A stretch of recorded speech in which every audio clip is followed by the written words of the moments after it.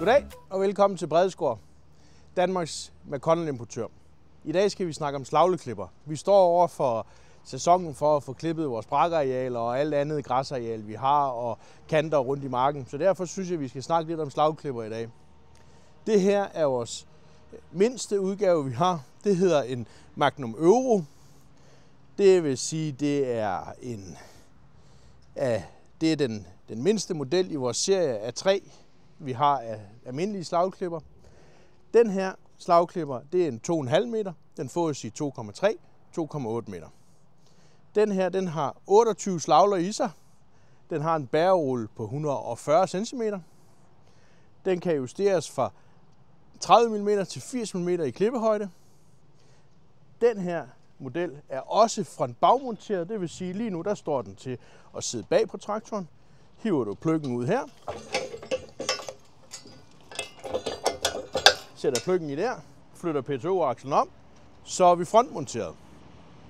Det giver jo en fordel ved, at du ikke træder så meget græs ned, nu når at du kører derude og slår græsarealer af, når du har den til at sidde i front.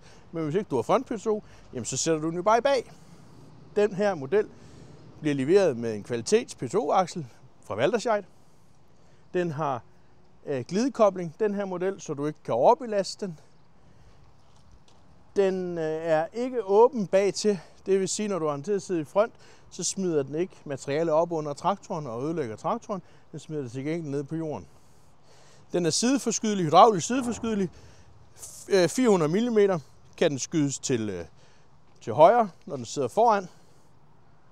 Selvfølgelig også, når den sidder bagpå. Den er kraftigt bygget, simpelt bygget, remtræk ned til valsen. Alt i alt en super gedigen maskine, som ikke flytter punktet, når du sideforskyder den. Den bliver ved med at holde samme klippehøjde, når du sideforskyder. Hvis du vil vide mere, tag fat i en af vores forhandlere rundt om i landet. Der er et link i bunden af videoen, og ellers have en god dag.